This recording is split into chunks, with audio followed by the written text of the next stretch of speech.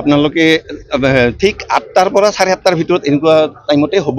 তাৰপিছতেতো আপোনালোকে গমেই পায় বৰষুণ পৰিলে, তো বৰষুণ পৰাৰ কাৰণে যেনিবা সেইখিনি সময়ত মানুহ এইখিনিত নিৰলা হৈ গ'ল।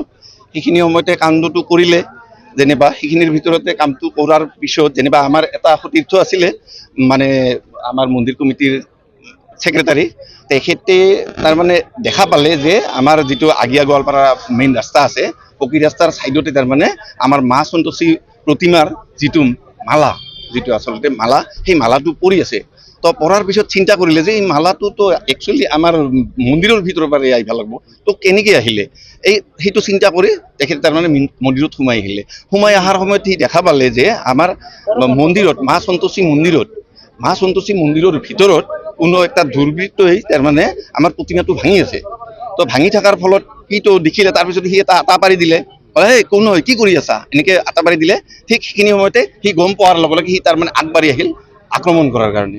তো আক্ৰমণ কৰাৰ কাৰণে আগবাঢ়ি অহাৰ লগে লগে এজনে আছিলে। তাৰপিছত মোৰ সতীৰ্থ যিজন আমাৰ কমিটিৰ মানুহ, তেখেতে তাৰমানে সম্পাদক ডাঙৰীয়াই তাৰমানে তেখেতক ধৰিব চেষ্টা কৰিলে, ধৰি এনেকৈ যেনিবা মানুহখিনিক জনাব।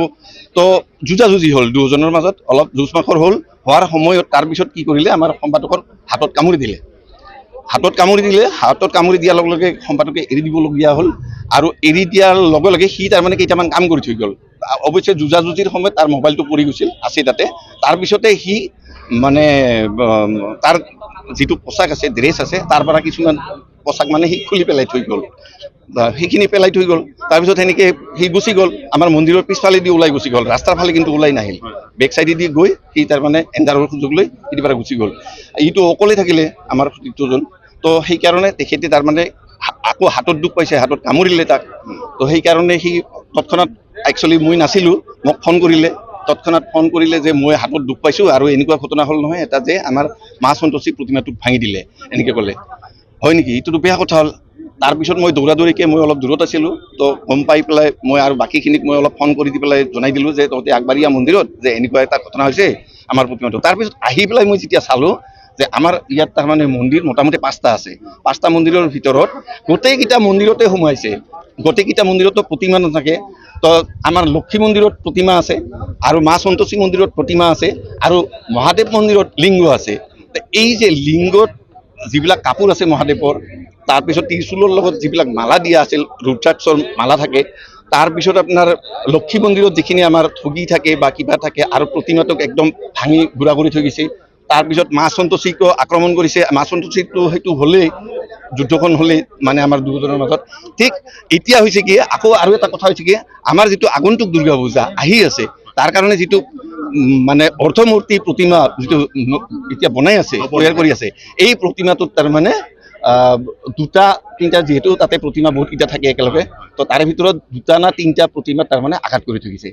তো গতিকে মানে সুস্থিৰত থকা মানুহ মানে প্লেনিঙত আহি পেলাই তাৰমানে কামটো কৰিব লাগিব। নহ'লেতো যদি কিবা পাগল মানুহ হ'ল হয়, বা কিবা নিচা দ্ৰব্য মানে খাই পেলাই যদি কামটো কৰা হ'ল হয়, তেনেহ'লে কিন্তু সি ইমানকেইটা প্ৰতিমা হিচাপ কৰি এনেকৈ কাম নকৰে।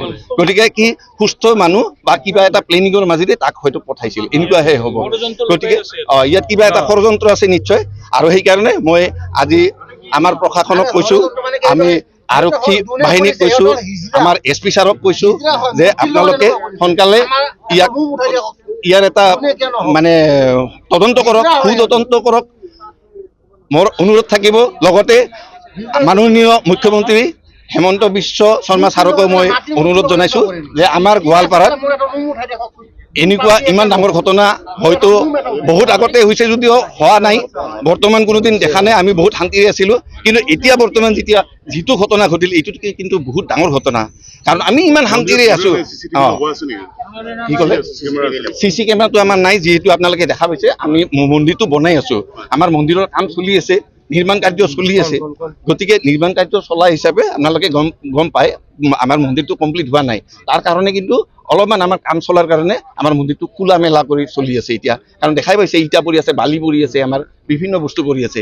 তো এই সা সৰঞ্জামবিলাকৰ কাৰণে কিন্তু আমি তাৰমানে মন্দিৰটো চিষ্টেম ৱাইজত ৰাখিব পৰা নাই কিন্তু কেতিয়াও হোৱা নাই আজি 68 বছৰ হ'ল আমাৰ মন্দিৰখনৰ আমি ইমান শান্তিত আছো আমাৰ এই মন্দিৰত কোনোদিন এনেকুৱা ঘটনা ঘটা নাই কিন্তু আজি যিটো ঘটনা ঘটিল এটা কিন্তু বিৰাট দুৰ্ভাগ্যজনক নজিৰবিহীন কথা আমাৰ মানে খুব আমি শংকিত হৈছো আমাৰ তাৰমানে নিৰাপত্তা নোহোৱা হেন লাগিছে আজি কাৰণ ইমান 68 বছৰে আমাৰ মন্দিৰত যিটো পূজা হৈছে আমাৰ কোনোদিন এনেকুৱা অৱস্থা হোৱা নাই বা আমাৰ ইয়াত কোনো এনেকুৱা দুৰ্ঘটনা কোনোদিন হ'বই পৰা নাই আমাৰ মন্দিৰত কোনো এটা পাথৰো কোনোদিন কোনোবাই যদি দলিয়াইছে সেনেকুৱাও আমি ক'ব পৰা নাই গতিকে সেনে পৰিস্থিতি আজি প্ৰতিভা ভাঙি থৈ গৈছে আমি মানে চিন্তা কৰি পোৱা নাই এতিয়া আমি বহুত চিন্তিত হৈ আছো গতিকে মাননীয় মুখ্যমন্ত্ৰী হেমন্ত বিশ্ব শৰ্মা ছাৰে আমাক এইখিনি সোনকালে বিহিত ব্যৱস্থা কৰিব লাগে তদন্তৰ ব্যৱস্থা কৰি দিব লাগে দুৰ্বৃত্ত কৰায়ত্ব কৰিব লাগে উচিত শাস্তি দিব লাগে ইয়াত কি সোমাই আছে আমি নাজানো কিন্তু কি সোমাই আছে এইটো বস্তু